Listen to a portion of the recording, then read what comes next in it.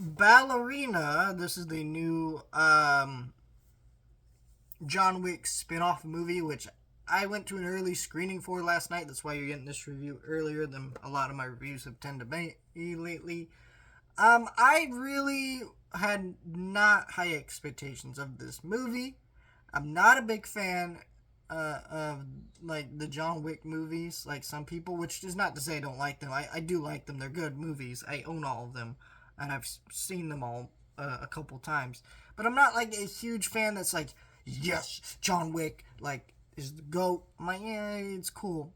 Um, but yeah, I watched this movie, the early screening, and I was incredibly surprised. I think the other reason I wasn't excited about this is there's been a lot of negative press about this movie. Like, first of all, there was talks of them doing a ton of reshoots because the movie didn't feel like a John Wick movie, which is like, you shot an action movie that's a spinoff to a John Wick movie that didn't feel like a John Wick movie. What? And then there was reports of like them telling critics not to post negative reviews and post positive ones first, which usually is not which is not usually that something happens in the industry, and if it does, the movie's not good. So in this case, it was good. It's not great.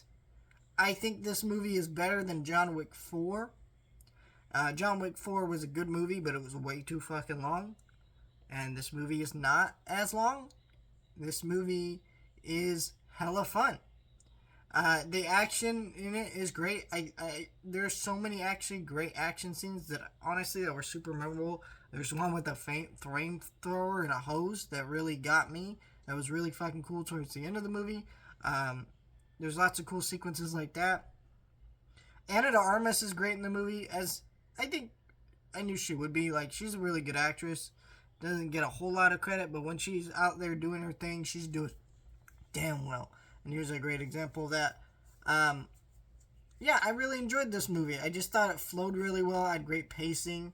It kept up the momentum. It was a tight 2 hours and a little over 2 hours. Like, it wasn't 2.5 hours. It wasn't all that. It just flowed where went where it needed to go. As for complaints, I guess it was just like it's a little bit of a revenge movie, which at this point John Wick's already done. Several other movies are done. But honestly, as long as the action is memorable and you're enjoying the characters you're going on the journey with, it's fine. It's fine. I do want to talk a little bit of spoilers. Not much, but I just click off now.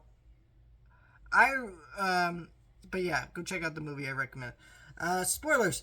Yeah, I did not expect actually Keanu to be in this movie. He was in a significant part of this movie, and his role was great. You know, and him just like explaining to this ballerina girl in this horrible situation that, hey, you do have a choice in this scenario.